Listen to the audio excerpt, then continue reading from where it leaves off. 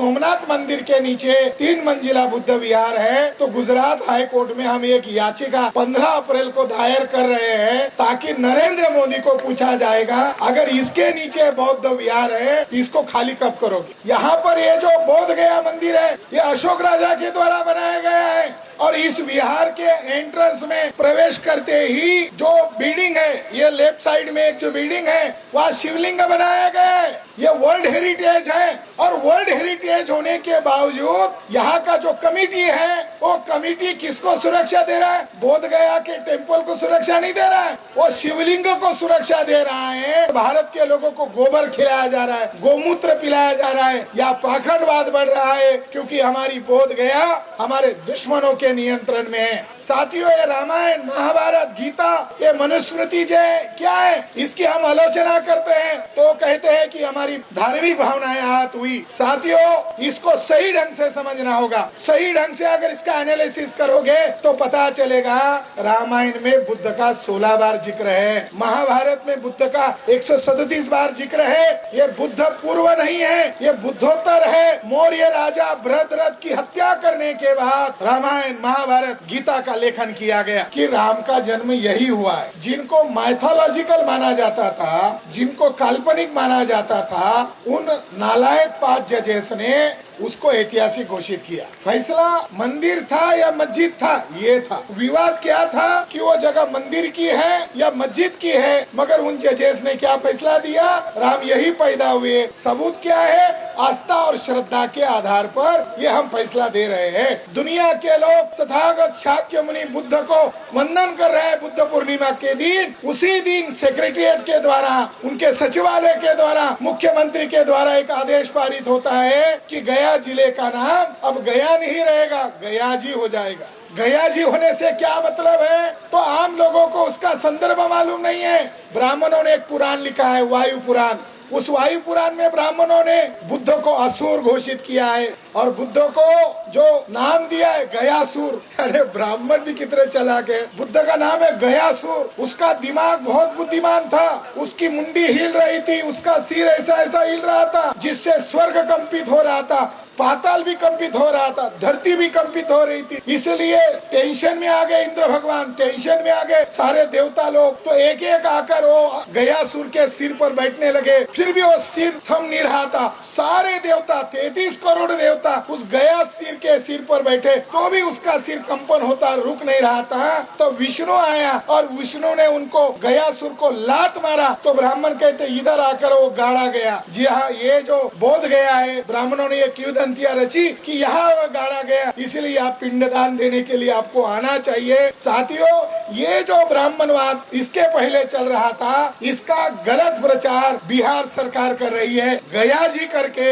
ये जो पाखंडवाद है इसको मान्यता देने का काम जो है ये बिहार स्टेट ने किया है। अर्जक संघ, यह महापुरुष महामना राम स्वरूप वर्मा जी के द्वारा भारत में क्रांति निर्माण करने के लिए, वैचारिक परिवर्तन करने के लिए बनाया गया एक महत्वपूर्ण संगठन है। साथियों, 1874 में महात्मा ज्योतिराव फुले जी ने सत्यशोधक समाज बनाया था। समय समय पर हमारे महापुरुषों ने अलग अलग संगठन बनाए, मगर लक्ष्य एक ही था। महात्मा ज्योतिराव फुले जी का सत्यशोधक समाज जो संगठन था, उस संगठन को शाहू छत्रपति महाराज ने प्रोत्साहन दिया, आगे चलाया, और फुले और शाहू जी के प्रोत्साहन के कारण ही डॉक्टर बाबा साहब अम्बेडकर का उदय हुआ। उसी तरह नॉर्थ इंडिया में जगदेव बाबू कुशवाहा, ललित सिंह यादव, राम स्वरूप वर्मा जी ने बहुत महत्वपूर्ण कार्य किया है। ब्राह्मणवाद को ललकारने का उन्होंने कार्य किया है। ललित सिंह यादव जी के ऊपर तो केस हुआ था जब उन्होंने पेरियार रामास्वामी जी का साहित्य दक्षिण भारत से उत्तर भारत में अनुवाद करके प्रसिद्ध करने का काम शुरू किया, तो उनके ऊपर मुकदमा हुआ था, मगर वो सुप्रीम कोर्ट जाकर जीत हासिल करके आए थे। मगर आजकल उत्तर भारत में, खास करके उत्तर प्रदेश में योगी आदित्यनाथ के द्वारा ये धमकी दी जा रही है कि सच्चे रामायण को बांटना अपराध है। ये बड़ी आश्चर्य की बात है कि जिस किताब से पाबंदी लगाई गई थी, मगर उस किताब को सुप्रीम कोर्ट ने पाबंदी हटाई गई थी, उस किताब को पढ़ने के लिए, बांटने के लिए पाबंदी का फरमान क्यों लगाया जा रहा है, ये हमारे लिए बहुत बड़ी समस्या बनती हुई नजर आ रही है। एक ढंग से देखा जाए तो ये मौलिक अधिकारों का हनन है, मगर उन्हें ऐसा क्यों लग रहा है? उसकी मूल वजह ये है कि उन्होंने ईवीएम घोटाला करके उत्तर प्रदेश, बिहार और केंद्र की सत्ता पर कब्जा किया है, और ये कब्जा नाजायज कब्जा है। आज ब्राह्मणवाद सरकारी संस्थाओं के द्वारा बढ़ाया जा रहा है और इसके जरिए, उसके माध्यम से, सरकारी तंत्र के माध्यम से ब्राह्मणवाद को मजबूत किया जा रहा है। ये आर्जक लोगों के लिए एक बड़ी चुनौती है। ये विषय ही है कि हमारे सामने चुनौती क्या है।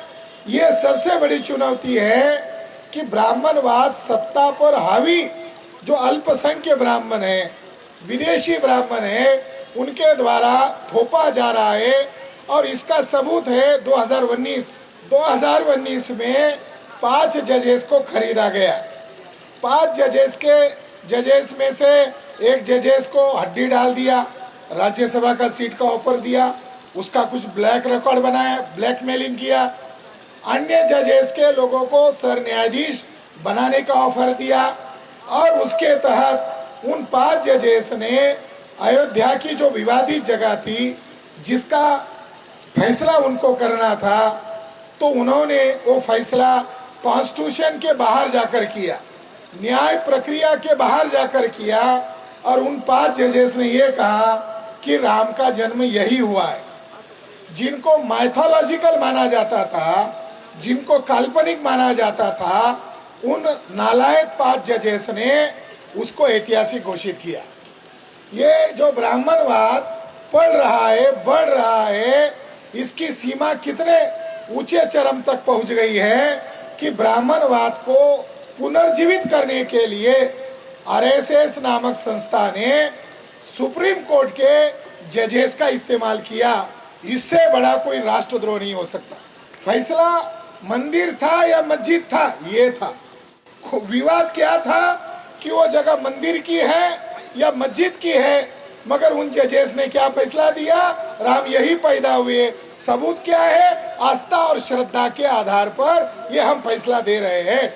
तो साथियों, ये जो ब्राह्मणवाद बढ़ रहा है, ये जो अंधविश्वास बढ़ रहा है, ये जो अल्पसंख्य विदेशी ब्राह्मणों की मगरूरी बढ़ रही है, इसका मूल कारण उनकी धर्म सत्ता तो है ही, मगर उसका मूल कारण उन्होंने लोकतांत्रिक व्यवस्था पर नाजायज कब्जा किया है। ये मूल वजह है। उधर उनका हौसला बढ़ गया, इसलिए बोध गया पर वो कब्जा करना चाहते हैं।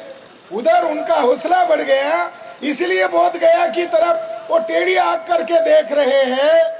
उन्होंने यहाँ का जो गवर्नर था आरिफ मोहम्मद खान, धर्म से मुसलमान है और मुस्लिम धर्म में ये उनको ये आदेश है, उनका धार्मिक रूल है कि किसी बुत या किसी मूर्ति के सामने वंदन नहीं कर सकते, उनको काफिर का दर्जा दिया जा सकता है। उन्होंने, आरएसएस के लोगों ने केरला से एक आदमी को यहाँ लाया जो धर्म से मुसलमान है, और उस आरिफ मोहम्मद खान के हाथों से इस बोध गया की पवित्र जगह पर पूजा करवाई पिछले साल। तो ये जो हौसला बढ़ रहा है हमारे लिए बहुत बड़ी चुनौती है। गुप्ता साहब ने जिक्र किया कि एक राजपूत काल था, एक मुगल काल था। ब्राह्मणों का आगमन से लेकर उन्होंने विभिन्न कालों की गिनती की। उन्होंने कहा सोमनाथ मंदिर लूटा गया। साथियों, सोमनाथ मंदिर की लूटने की कहानी गजनी आया, मोहम्मद घोरी आया, इतनी बार लूटा, ये किंवदंतियां है, इसके लिए कोई आधार नहीं है। नरेंद्र मोदी को ऐसा लगा क्योंकि वो ज्यादा पढ़े लिखे नहीं है। नरेंद्र मोदी ज्यादा पढ़े लिखे नहीं है। नरेंद्र मोदी के ऊपर जो संस्कार है आरएसएस के, वो झूठे संस्कार है। उस झूठे संस्कार के कारण नरेंद्र मोदी फंस गए। नरेंद्र मोदी को लगा कि सोमनाथ मंदिर के नीचे शायद सोना है। 2017 में नरेंद्र मोदी ने वहां 5 करोड़ रुपए लागत करके उसका जीपीआर सर्वे करवाया और उसका 32 पेजेस का रिपोर्ट बना। वो रिपोर्ट मोदी जी के हाथ सौंपा गया। मोदी प्रधानमंत्री थे, और सोमनाथ मंदिर के ट्रस्टी अध्यक्ष थे, आज भी प्रधानमंत्री है और सोमनाथ मंदिर ट्रस्ट के ट्रस्टी अध्यक्ष है। मोदी जी ने कमेटी के लोगों को कहा मुझे तो अंग्रेजी आता नहीं है, इसमें क्या पढ़ा मुझे बताओ। तो उन्होंने बताया नीचे जो आप ढूंढ रहे वो नहीं है, नीचे 3 मंजिला बुद्ध विहार है। तो साथियों, सोमनाथ लूटा गया ये अब किंवदंती है, मगर सोमनाथ के नीचे 3 मंजिला बुद्ध विहार है और वो भी आर्कोलॉजिकल और एडवांस टेक्नोलॉजी के द्वारा प्रमाणित सिद्ध हो गया है। इसलिए प्रधानमंत्री इधर भी आते, बोधगया में भी आते, दुनिया में जाते, बुद्ध का जयकार लगाते हैं और भारत में क्या करते हैं, भारत में बौद्ध स्थलों पर कब्जा करवा रहे हैं। तो इसका चुनौती देना होगा, इसका जवाब देना होगा। इसलिए अब हम लोग वो सोमनाथ मंदिर के नीचे 3 मंजिला बुद्ध विहार है, तो गुजरात हाई कोर्ट में हम एक याचिका 15 अप्रैल को दायर कर रहे हैं ताकि नरेंद्र मोदी को पूछा जाएगा अगर इसके नीचे बौद्ध विहार है इसको खाली कब करोगे। यहाँ पर ये जो बोध गया मंदिर है, आप आए हो, इसको देखिए, ये अशोक राजा के द्वारा बनाया गया है और इस विहार के एंट्रेंस में प्रवेश करते ही जो बिल्डिंग है, ये लेफ्ट साइड में एक जो बिल्डिंग है वहाँ शिवलिंग बनाया गया है।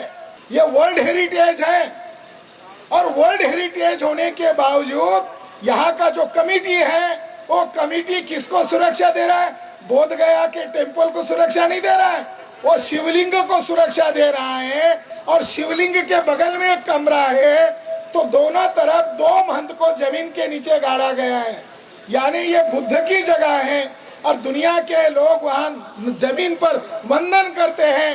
एक महंत ने मुझे जब उसको रिश्वत दिया तो एक महंत ने मुझे सच्चाई बताया कि भले ही ये दुनिया के बहुत बुद्ध को वंदन करते हैं, यहाँ जाकर झुकते हैं, मगर इसके नीचे हमारे 2 महंत मरने के बाद हम लोगों ने इसको गाड़ा हुआ है।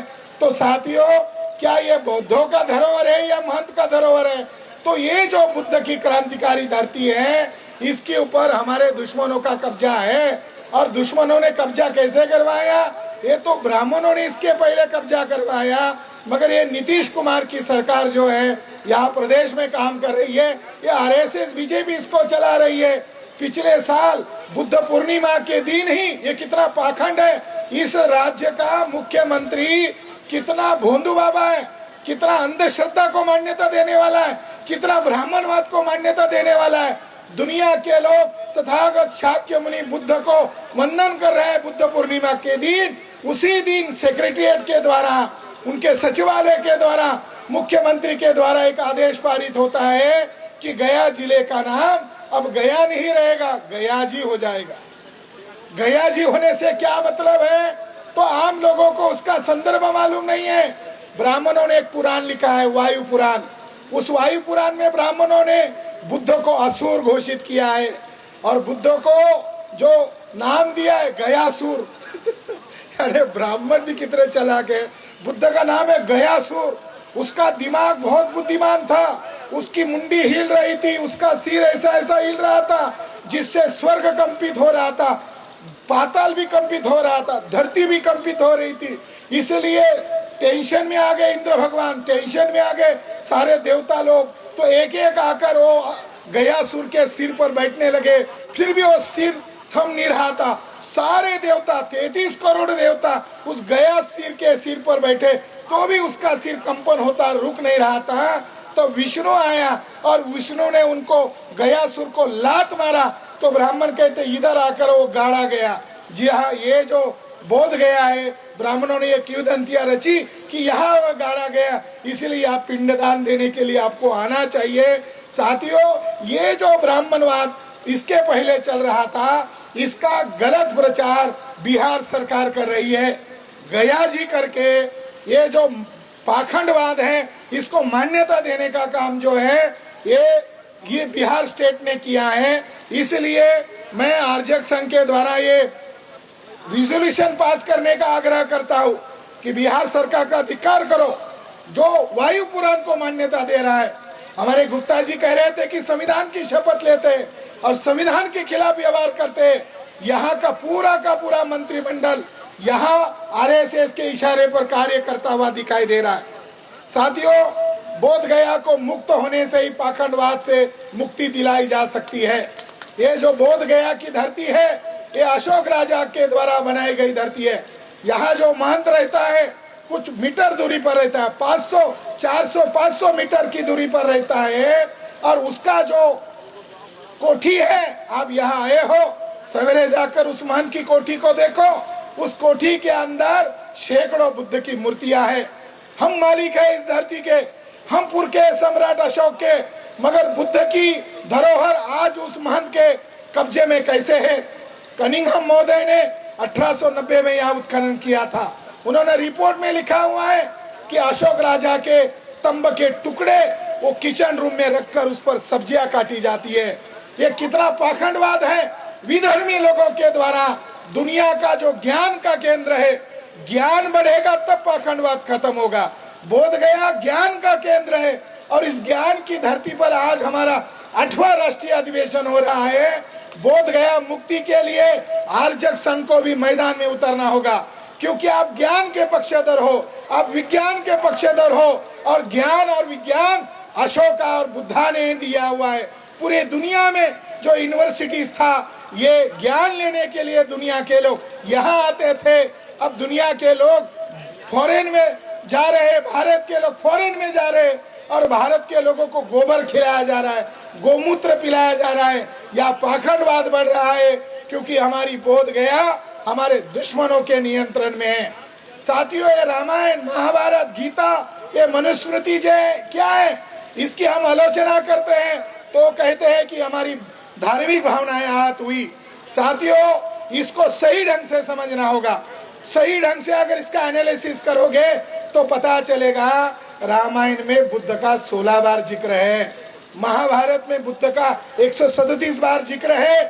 ये बुद्ध पूर्व नहीं है, ये बुद्धोत्तर है। मौर्य राजा भरतरथ की हत्या करने के बाद रामायण, महाभारत, गीता का लेखन किया गया। मगर आज भाजपा गवर्नमेंट 40 ब्राह्मणों की कमेटी बनाई और उनको निर्देश दिया कि कब हुआ है महाभारत, कब हुआ है रामायण काल। दीक्षित नामक एक ब्राह्मण के नेतृत्व में कमेटी बनाई गई, और उन्होंने क्या दिखाया, ईसा पूर्व 9वीं शताब्दी में, यानी रामायण महाभारत को कब दिखाना है, ईसा पूर्व 7वीं शताब्दी में रामायण हुआ है, और ईसा पूर्व 9वीं शताब्दी में महाभारत हुआ है। ये हमारे सामने चुनौती, जो ब्राह्मणवाद हजारों वर्ष से पनप रहा था, मगर हजारों वर्ष में हमारे महापुरुषों ने उनको कमजोर किया। चाहे संतों हो या बहुजन महापुरुष हो, उनकी नेक विचारधारा ने उनको कमजोर किया। आज जो सत्ता में बैठे हुए जो ब्राह्मण लोग हैं, ये सत्ता का नाजायज इस्तेमाल कर रहे हैं, और ब्राह्मणवाद को अब केवल हो हम यहाँ सम्मेलन कर रहे हैं, हम हमारे लोगों को जगा रहे हैं, एक एक बात खोलकर समझा रहे हैं।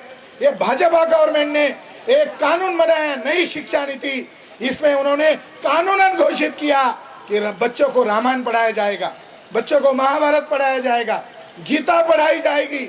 साथियों, हमारे बच्चों को ज्ञान विज्ञान चाहिए था, हमारे लोगों को वास्तविक इतिहास की जानकारी चाहिए थी, संविधान की जानकारी चाहिए थी, मगर वो कह रहे हैं नहीं, इनको पुराने दिन में लेकर जाना है।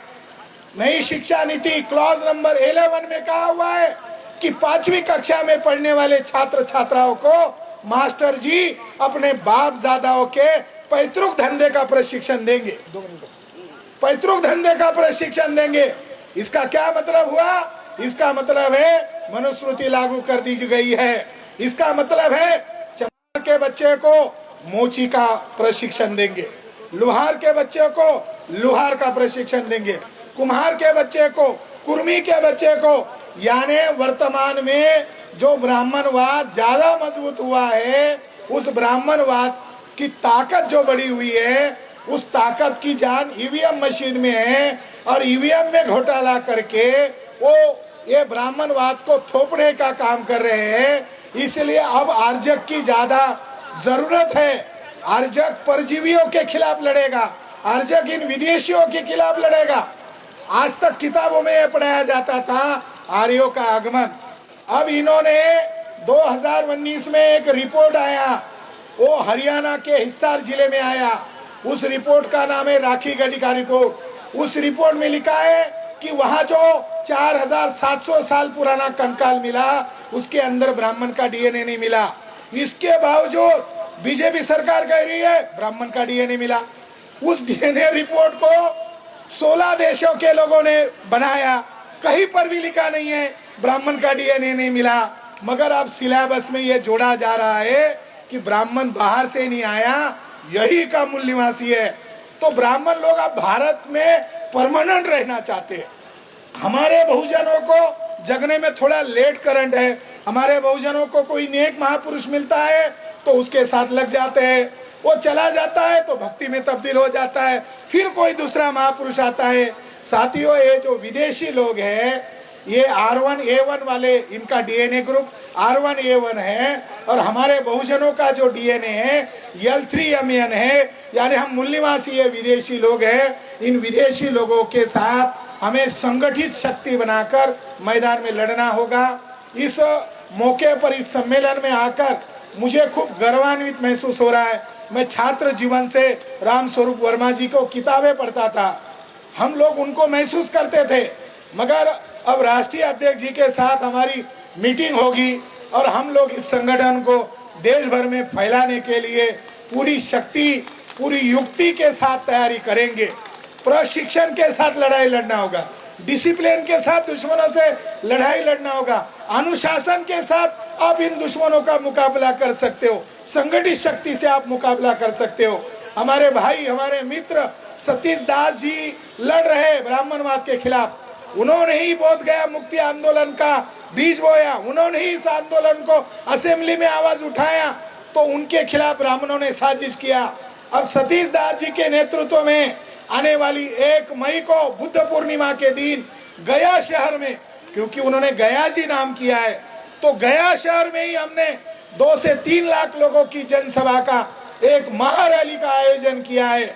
मैं आर्यक संघ के बिहार के, उत्तर प्रदेश के साथियों को भी सादर निमंत्रण देना चाहता हूं और आर्यक संघ को भी इस मूवमेंट के साथ जोड़ने के लिए आग्रह करूंगा।